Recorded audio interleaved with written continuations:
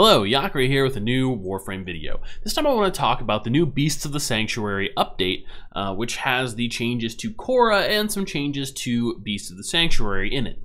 So I've already talked about this a little bit because DE announced the changes before they released them, and I did a video on that. So I want to talk about what's different in this update. And the most notable thing is the changes to Venari, Khora's pet, right? Her summonable Kavat, number 3 ability.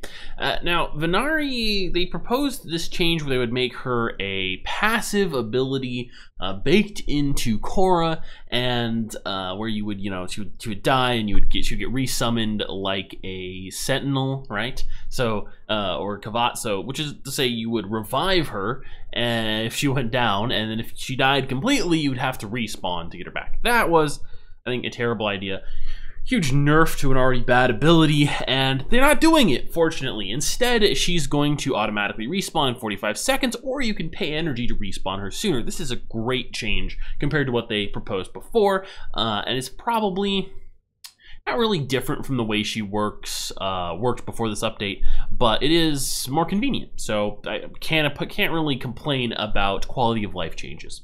Now, they also did one other really important thing here. I mean, actually, there are a couple things that are kind of important, at least, but ability strength mods on Khora now affect Venari's abilities. Now, it matters a little bit what they mean by this. If they mean that, say, Venari's power strength, or not power strength, attack damage is modified by power strength now, fantastic. That is particularly great. If it's just like Venari's only ability really is heal, that actually has an ability that could be affected by power strength. So if it only means that heal is affected by power strength, that's kind of, okay, I guess, type thing. But if she's treated more like an exalted weapon, and her attack damage can be influenced by power strength, this could mean that she still won't be like super great or anything, but if you do actually have a maxed rank Maul, she might be effective up to fairly high level enemies. Like right now, before the update, she was only effective like up to level 50, and level 50 enemies where she was not very good, versus post update, I guess if you had max rank Maul, she would have been okay versus level 50 enemies. But post update, she should be effective more towards the 80 to 100 range, I think, if you have max ranked Maul. Probably, which is, it's still a little mediocre, right? 'Cause she just runs around, attacks 1 or 2 enemies at a time. Kind of, but still, I'll take it, right? I'll take it. If she gives you some sort of slight passive benefit and also can like kill 1 or 2 enemies at a time up to a fairly high level, that's not too bad. I think she should probably have a slight base stat line buff. Having the same attack damage as other Kavats doesn't really make a lot of sense, since she is made of metal and void magic. Really doesn't have kind of a defensive feel to her per se in her style and design, and it would be fitting with other congruent with other types of Warframe abilities if she had more base damage than her like Warframe power counterparts. So yeah, I would really like to see that happen and have it be affected by power strength, which it maybe is right now. We'll see. I'm gonna have to test that a little bit. So that's pretty good. Even if it is only like her heal, it's still good. It's still a buff, at least to some degree. Now, let's see.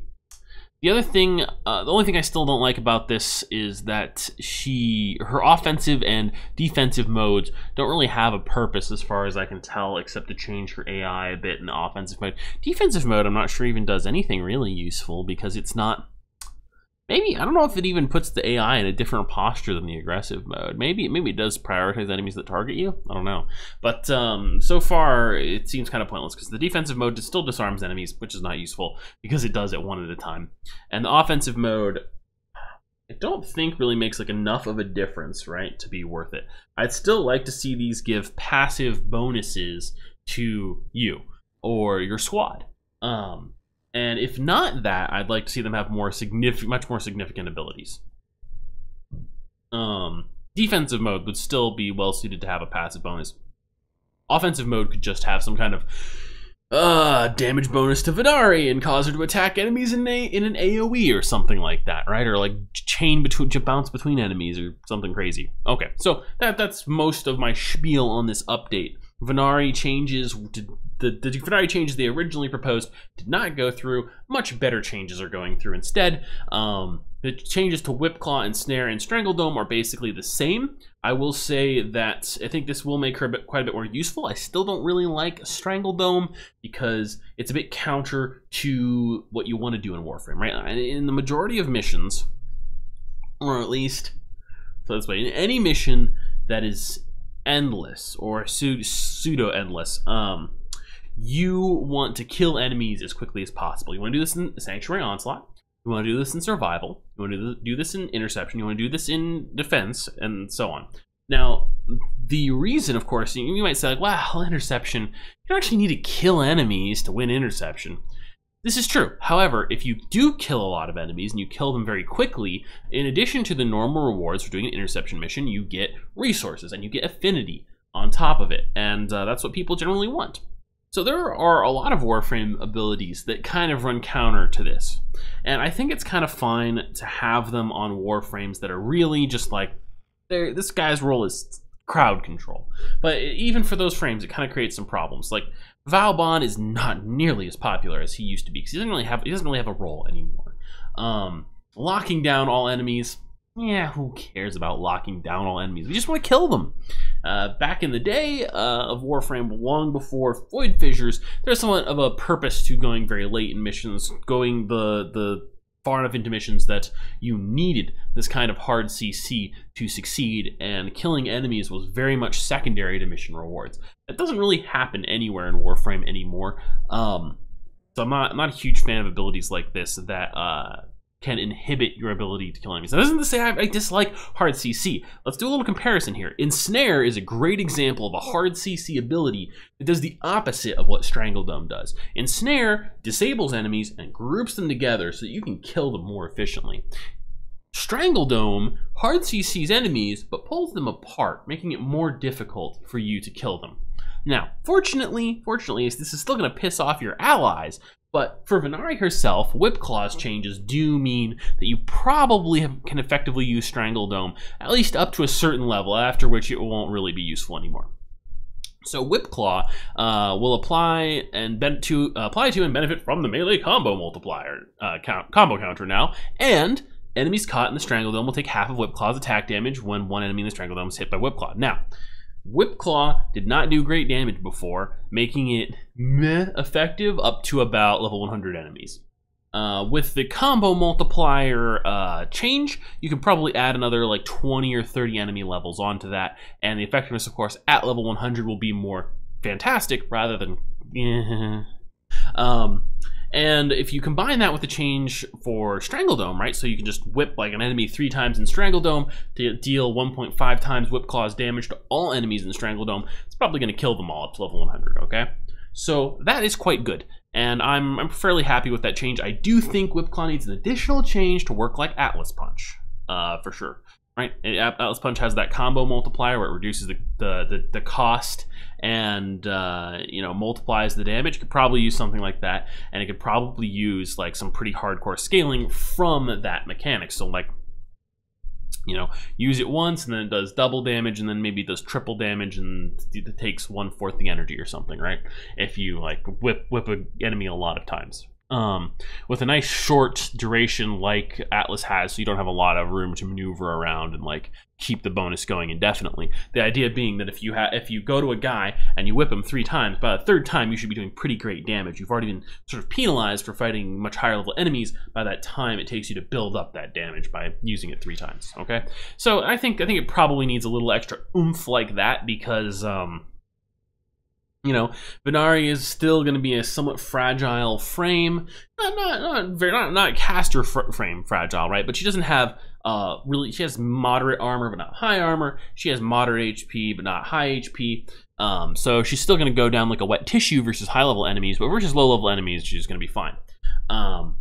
And so she does kind of need this combination of like high damage and CC, because She doesn't really have any great like caster frame type abilities that have a wide ranging effect, and she doesn't have like the kind of tank to not really care about not having high damage. This is just kind of like my personal view of how frames should work out. Like, take Nidus for example. Like I wanted to work out a little bit more like Nidus, where Nidus is actually quite tanky and deals a lot of damage, and has some CC, but not nearly as much CC as Khora has. So Khora, it's fine that Khora isn't as tanky as Nidus, not nearly as tanky as Nidus, but in return, she should probably have like close to as much damage and maybe some better CC, right?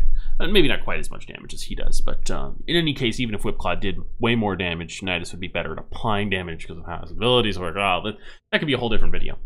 Anyway, let's move on to Sanctuary Onslaught. They reverted some of the changes that they made to Sanctuary Onslaught last week, some of the less popular ones, and I'm pretty happy with what they've changed. The only complaint I have is that I think the amount of focus we were getting, which DE wasn't really happy with, was about where it should have been. When Sanctuary Onslaught initially released and we were getting way too much focus, that's what the goal should be in terms of the amount of focus that we get, in my opinion.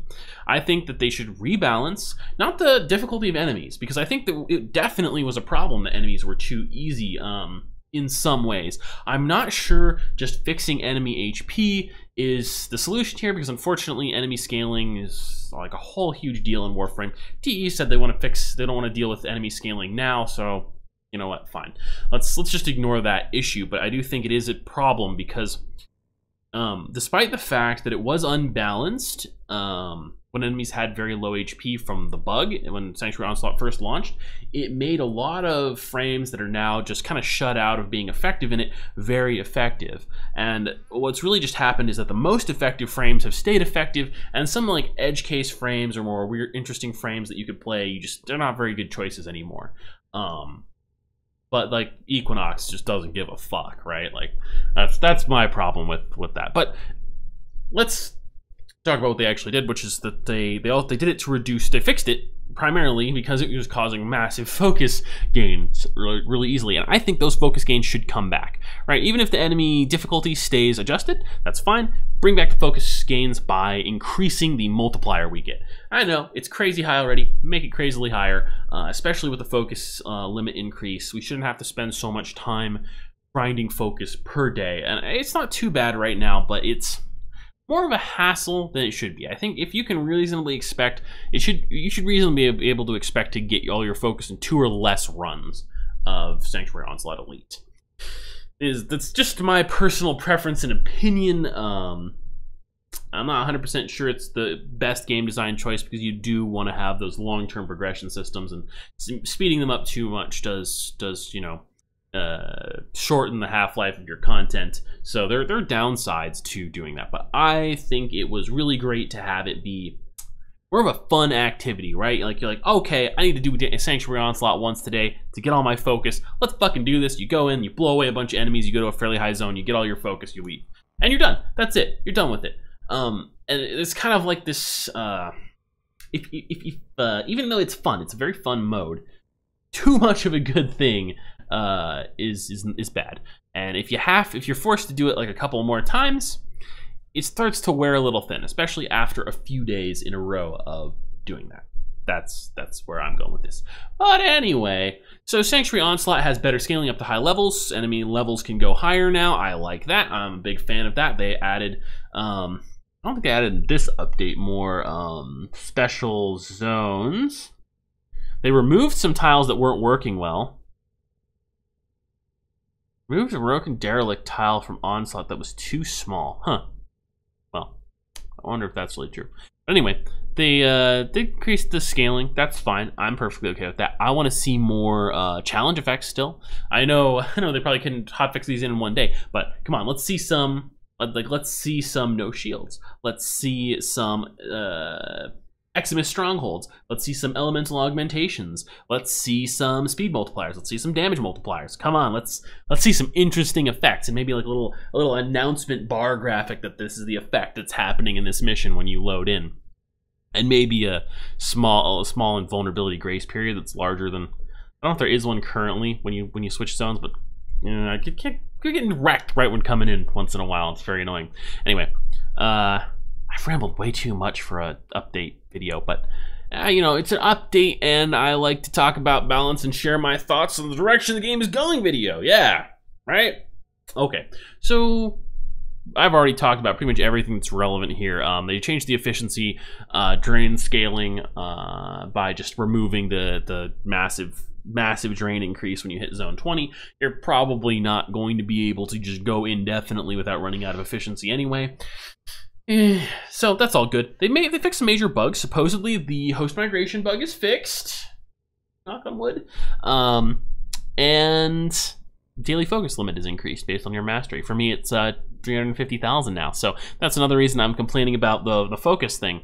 I don't wanna do like 5 runs of Sanctuary Onslaught to get my focus, or I don't want to grind up 2 or 3 Eidolon lenses more than I already have. So yeah, take what you will from that. And that is all for this video. I'm gonna go form a Khora a few more times, and then hopefully I will have a new first impressions video where I talk about how she feels after these changes, and then I can start working on an actual guide for her if these seem like they're gonna stick. Thank you all for watching. If you like this content, want to see more like it, please like, comment, and subscribe. And if there's, you know, stuff you want me to make videos about in Warframe, let me know. Can't promise I'll do it, but if I think I have the required knowledge to make a video on the topic, I will endeavor to do so. Thank you all for watching. Yakri out.